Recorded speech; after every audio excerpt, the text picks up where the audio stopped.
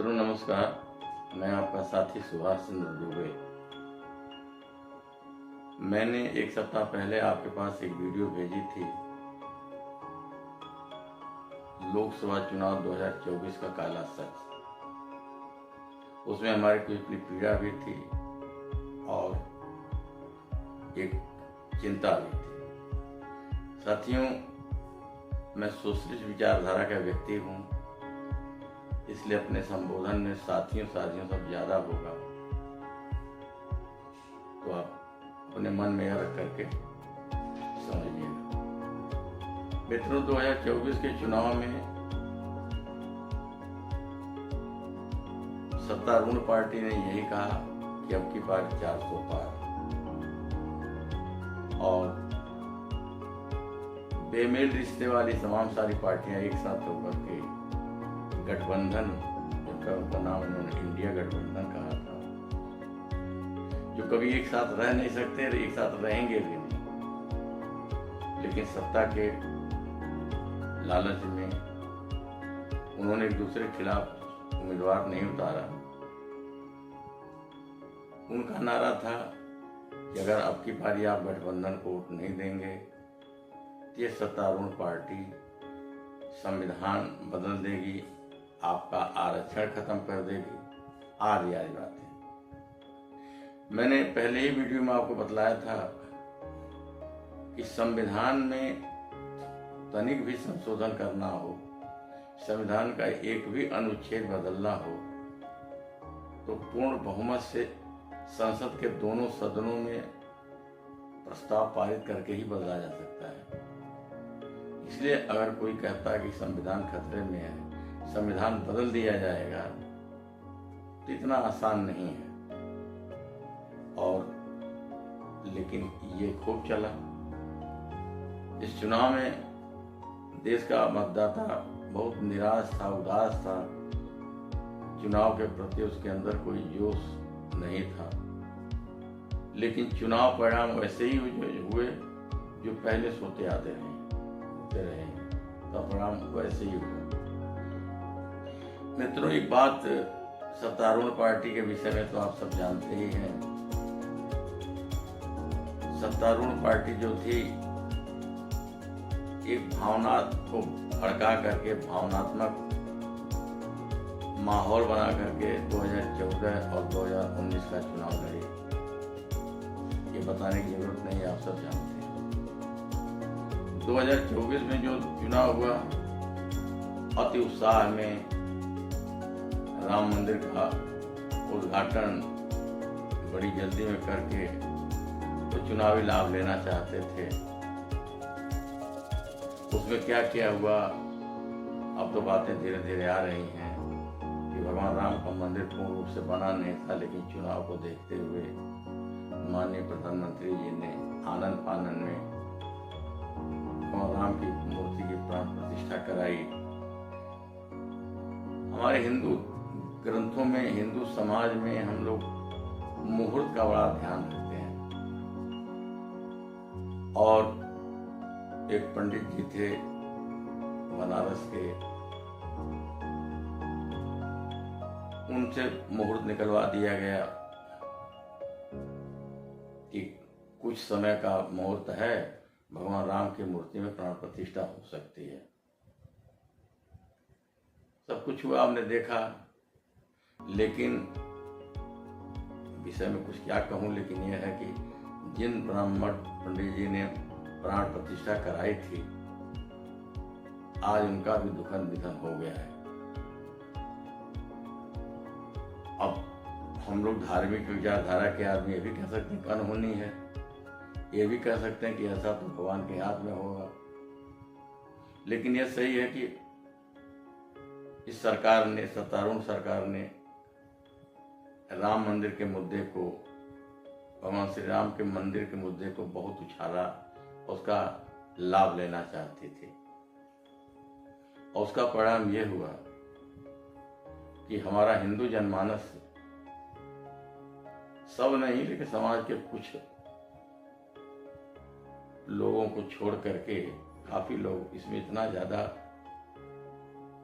सराबोर हो गए कि वो दूसरे की बात ही नहीं सुनना चाहते थे, किसी प्रत्याशी की बात नहीं सुनना चाहते थे। और जो गठबंधन था, गठबंधन में मुख्य पार्टी थी समाजवादी पार्टी। समाजवादी पार्टी के मुखिया पूर्व मुख्यमंत्री माननीय मुलायम सिंह यादव ने अक्टूबर नवंबर 1990 में जब अयोध्या में भगवान राम के भक्त कारसेवक के रूप में इकट्ठा हुए तो मुलायम सिंह जी ने उन पर गोलियां चलवाई, तमाम लोग मारे गए, आप सब जानते हैं। लेकिन उसके साथ एक बड़ी विचित्र घटना घटी, दुखद घटना घटी। हमारे हिंदुस्तान के मुसलमान भाइयों ने मुलायम सिंह को अपना नेता मान लिया। खैर धीरे धीरे भ्रम टूटा, हमारे मुसलमान भाई बसपा की तरफ चले गए। मैं उत्तर प्रदेश की बात कर रहा हूँ, उत्तर प्रदेश का रहने वाला हूँ। तो हमारी सारी वीडियो मुख्य रूप से उत्तर प्रदेश पर ही केंद्रित है। इसको समझने के पहले थोड़ा सा आपका ध्यान आकर्षित करना चाहता हूँ। धीरे धीरे मुसलमान भाई बसपा मायावती की तरफ गए और उनका भ्रम टूटा या उनको निराशा मिली, वो लोग जो हैं फिर समाजवादी की तरफ चले गए। और अब की बारी उनके बेटे ने जो गठबंधन बनाया, उस गठबंधन में उनका यही नारा था कि अगर हम सत्ता में आए, अल्लाह ये सब कहा नहीं कि मैं सत्ता में आए, उन्होंने ये कहा था कि अगर आप हमें वोट देंगे तो हर महिलाओं के खाते में 1 लाख रुपया भेजा जाएगा, सरकार भेजेगी। इस विषय पहले आप समझ लें। हमारे देश की आबादी इस वक्त लगभग 150 करोड़ है। स्वाभाविक है 150 करोड़ में अगर लगभग 75 करोड़ ना माने तो 70 करोड़ तो महिलाओं की आबादी है। 70 करोड़ की आबादी में अगर 1-1 लाख रुपया सरकार सभी महिलाओं के खाते में भेजे तो आप जानते हैं 70 लाख करोड़ रुपए होता है। और हमारे देश की अब जो बजट है 130 लाख करोड़ के आसपास है। तो हमारे देश का बजट 130 लाख करोड़ है और महिलाओं को खाते में डाला जाए तो 75 लाख करोड़ रुपए चाहिए। ये संभव है।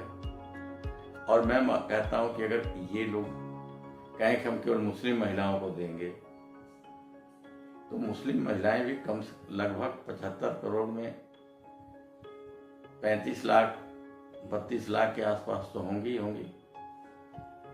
32 लाख करोड़ सॉरी।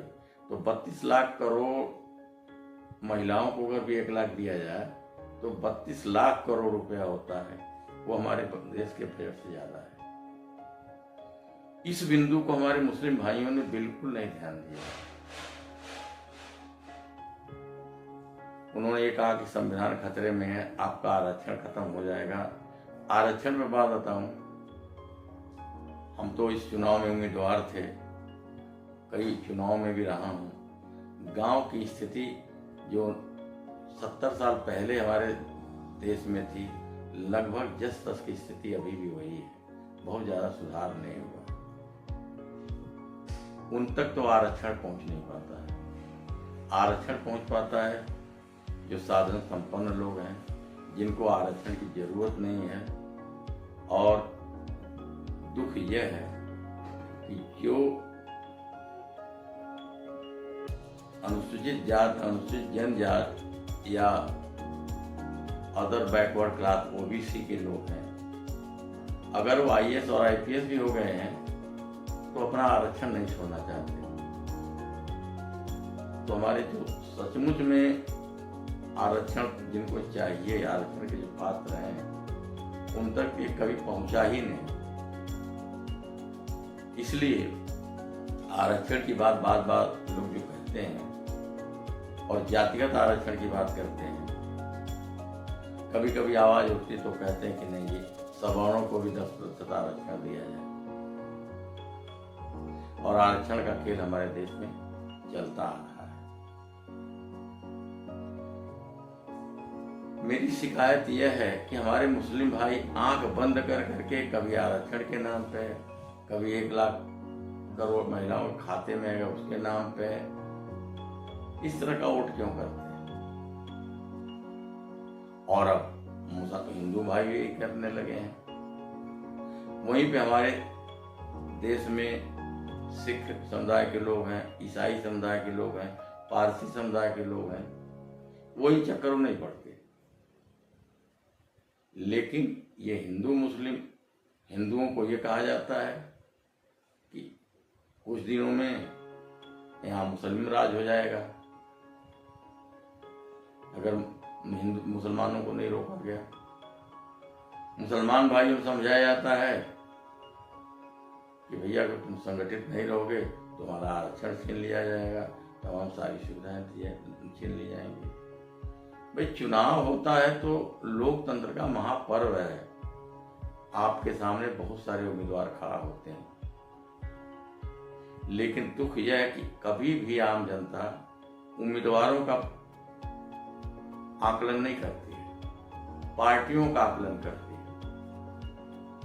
जबकि 14-15 दिन समय मिलता है प्रचार का, हर उम्मीदवार अपनी बात कहता है और आम जनता को, आम मतदाताओं को इस बात पर ध्यान देना चाहिए। लोकतंत्र का पर्व जो है एक दिन जाकर के चुपके से वोट डाल के घर आ जाना नहीं होता है। जैसे हम कोई लड़की का रिश्ता ढूंढने जाते हैं, लड़के का रिश्ता आता उसको देखते तो बहुत टटोलते हैं, समझते हैं, और यहाँ पूरे देश के भविष्य की बात आती है कोई जागरूकता ही नहीं। हालांकि इस साल चुनाव आयोग ने, जो भाई लोग मोबाइल रखते हैं, मोबाइल में बार बार संदेश आता था SMS के माध्यम से कि आप वोट जरूर डालिए। इसका मतलब वोट डालिए नहीं होता, इसका मतलब यह कि आप चिंतन कीजिए कि आपके बीच में कौन कौन से उम्मीदवार हैं, उनका थोड़ा आकलन कीजिए। लेकिन कहीं कुछ नहीं। इस चुनाव में 2 मुख्य धाराएं थीं, सत्तारूढ़ पार्टी और गठबंधन, और दोनों ने अपने चुनाव घोषणा पत्र का ऐलान किया तो होगा, मुझे नहीं मालूम, क्योंकि उसका कोई प्रचार प्रसार नहीं होगा। चुनाव घोषणा पत्र में सरकार कहती है, पार्टियां सरकार में आने के बाद क्या करेंगी उसका वो लेखा जोखा देते हैं, या हम ये काम करेंगे, उसका चुनाव घोषणा पत्र या इलेक्शन मैनिफेस्टो कहा जाता है। अब की बारी कहीं कुछ नहीं था, रहा होगा तो कागजों में रहा होगा, पार्टियों ने इसका प्रचार नहीं किया। एक अब की बार 400 पार, और उसके समर्थक लोग कहते थे अगर आप मुसलमानों से सचेत नहीं हुए तो भारत भी मुस्लिम राज्य हो जाएगा, और ये बहुत जोरों से कहा जाता है। और दुख यह है कि समाज का कोई व्यक्ति ऐसे लोगों को, सिरफिरे लोगों को जो समाज में वातावरण दूषित करते हैं, उनका कोई विरोध नहीं करता। और वहीं दूसरी तरफ हमारे जो मुस्लिम भाई हैं, वो भी उनके समाज का कोई आदमी कुछ कहता है तो उसका विरोध नहीं करते हैं।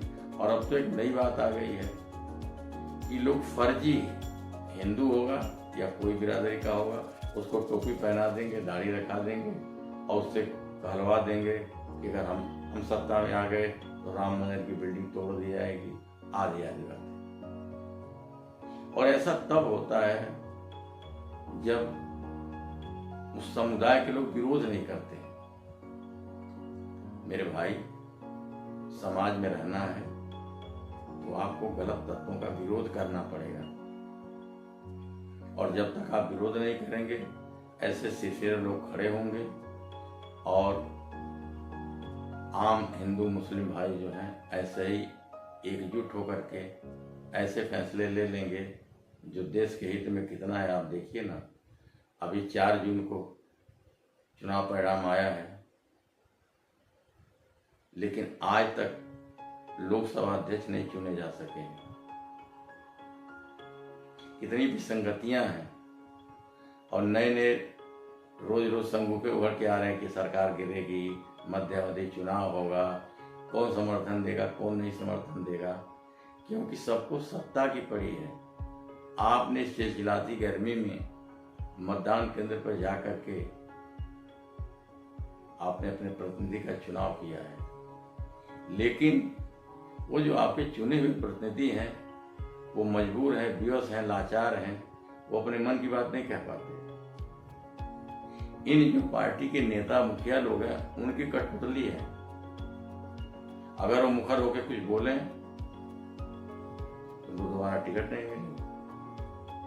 इसलिए ये जो राजशाही पार्टियों की है, जो संपन्न पार्टियां जिनके पास इनके प्रकार है, उन्होंने अपनी पूंजी इकट्ठा कर ली है,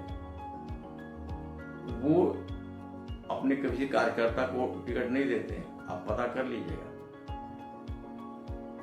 वो अपने पसंद के लोगों को टिकट देते हैं और वही चुनाव जीत के आते हैं और वो चुपचाप मूक दर्शक बने रहेंगे। आप देखिए, आज 4 जून को रिजल्ट हुआ था और आज आपका 25 तारीख हो गई, लेकिन अभी लोकसभा का अध्यक्ष कौन होगा उसका चयन नहीं हो पाया। और अभी से पता चलने लगा, आवाज उठने लगी, मध्यावधि चुनाव होगा, सरकार नहीं पाएगी, सरकार गिरेगी। और अगर पार्टी की बात ना होती तो जो अच्छे अच्छे लोग चुनाव जीत के आते तो आपके हित की बात करते, देश हित की बात करते। उन्हें डर लगता कि अभी 1 महीना नहीं हुआ, हम जनता के सामने फिर उठ के ले जाएंगे तो जनता क्या कहेगी। लेकिन जो पार्टी के लोग हैं, पार्टी के मुखिया लोग हैं, जो टिकट का बंटवारा करते हैं, वो जानते हैं कि जनता कहीं नहीं जाने वाली है, जनता उसी को वोट देगी जिसको हम टिकट देंगे। ये अच्छी स्थिति नहीं है, अच्छी बात नहीं है। सब कुछ पार्टी के पदाधिकारियों के हाथ में हो, जनता की इच्छा नहीं देखी जाए, जनता किसको समर्थन करती है उन उम्मीदवारों का सर्वे न किया जाए, आकलन न किया जाए और टिकट दे दिया जाए, ये जान करके कि जनता जो है हम जिसको टिकट देंगे उसी को वोट देगी। मैंने देखा बहुत ऐसे उम्मीदवार थे, वो गांव में जाने की हिम्मत नहीं करते थे, जनता सवाल पूछेगी, लेकिन पार्टी के नाम पर दोबारा जीत गए। तो मैं आप लोगों से यही कहना चाहूँगा कि हमारे समाज में हिंदू, मुस्लिम, सिख, ईसाई, पारसी सब लोग हैं, लेकिन जो थोड़ा बहुत विरोध के स्वर जो निकलते हैं केवल हिंदू मुस्लिम भाइयों में निकलते हैं, और हिंदू मुस्लिम भाइयों में नहीं निकलते हैं, जो तथाकथित लोग हैं जो समाज का माहौल बिगाड़ करके अपनी रोटी चलाना चाहते हैं वो करते हैं। हमें उनको पहचानना होगा, परखना होगा और देश के हर नागरिक को इस पर चिंतन करना होगा। किसने क्या कह दिया उस पर चिंतन करना होगा, तब जाके समाज चलेगा। अन्यथा हम लोग ऐसे ही दहशत के माहौल में रहेंगे। ये पार्टियां किसी को भी टिकट दे देंगी और आप पार्टी के नाम पर वोट दे देंगे। और आज जो दिल्ली में हो रहा है, ये समझ लीजिए अगर सरकार रही भी तो ये विरोध में रहेगी, लड़ाई, आपस में लड़ाई करेगी, देश का कोई विकास करेगी नहीं। इतना तय है, इतना तय है कि ये सरकार केवल गठजोड़ करके सत्ता में रहना चाहेगी। दोनों पार्टियां मतलब 2 गठबंधन, और देश हित में कुछ होने वाला है नहीं, क्योंकि आपके चुने हुए प्रतिनिधि हैं उन पार्टियों के हाथों विवश हैं, लाचार हैं, इसलिए आपका चुना हुआ प्रतिनिधि एक शब्द बोल नहीं पा रहा है। इसलिए मैं आप सबसे चाहता हूं कि जो आपके बीच में उम्मीदवार आते हैं, जो आर्थिक रूप से मजबूत नहीं है, लेकिन आपके बीच आते हैं, अपने यथासंभव आपके घर घर जाते हैं, और उनका नाम भी आजकल अखबारों में आने लगा है, कौन आपके उम्मीदवार हैं, उनका चुनाव निशान क्या है, वो किस दल से हैं, सब आपको आता है। और इतना आपके लिए बहुत है, तो आपको विचार करना पड़ेगा। नहीं तो आपके चुने हुए प्रतिनिधि इस दलों के नाम पर खड़ा होंगे और ये दल के मुखिया लोग जैसा करना चाहें करेंगे। आपका चुना हुआ प्रतिनिधि चुपचाप मजबूर, बेहोश और लाचार होकर पड़ा रहेगा। और अगर ऐसे हालात रहे तो कुछ भी हो सकता है। इसलिए मैं आपसे इतना होना चाहूँगा कि जो पार्टी के लोग हैं और जो कुछ पार्टियां जो सत्ता में रह करके संपन्न हो गई हैं, उनकी मुखियागिरी को बंद कीजिए और आप उम्मीदवार का चयन कीजिए। आपका सही उम्मीदवार चुनाव जीतेगा तो देश हित की बात करेगा, उसे जनता के प्रति उत्तरदायित्व निभाना पड़ेगा। उसे पता होगा कि हम चुनाव दोबारा जब चुनाव में जाएंगे तो जनता हमसे सवाल करेगी।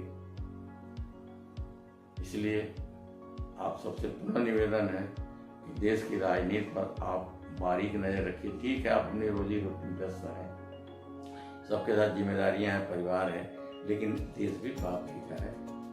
जो चुनाव जीतने के बाद जो उम्मीदवार लोग जाते हैं, वो तो आप ही की बात करते हैं ना, वो भी कहते हैं हम जनता के प्रतिनिधि हैं। तो जनता को भी अपने प्रतिनिधि की तरफ विशेष ध्यान देना पड़ेगा। और इसलिए मैं इस विषय में एक दूसरी वीडियो बना चुका हूँ, आप इसके सुनिए, पसंद आए तो लाइक कीजिए, शेयर कीजिए, ताकि यह बात कोई कह नहीं रहा है, यह बात कोई नहीं कह रहा है कि जनता उम्मीदवार का चयन परख के करे, ऐसे लोगों को चुने जो पार्टी के प्रति वफादार न हो, जनता के प्रति वफादार पहले हो, पार्टी के प्रति वफादार बाद में। इसलिए आपको विचार करना पड़ेगा, सोचना पड़ेगा।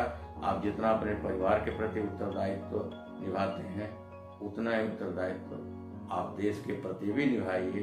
देश के भविष्य के विषय में मंथन कीजिए और चुनाव के टाइम पे, चुनाव के समय पे आप बहुत सोच समझ करके अपना चुनाव करें। अब की बार जिस तरह से हुआ है, तो सत्तारूढ़ पार्टी और गठबंधन के लोग, सारी जनता ने सिर्फ इन्हीं लोगों को वोट दिया, तीसरे को किसी ने ध्यान नहीं दिया। और आज दिल्ली में जो हो रहा है, आप भी अपनी बारीक नज़र रखिए, हम भी नज़र रखेंगे। धन्यवाद, नमस्कार।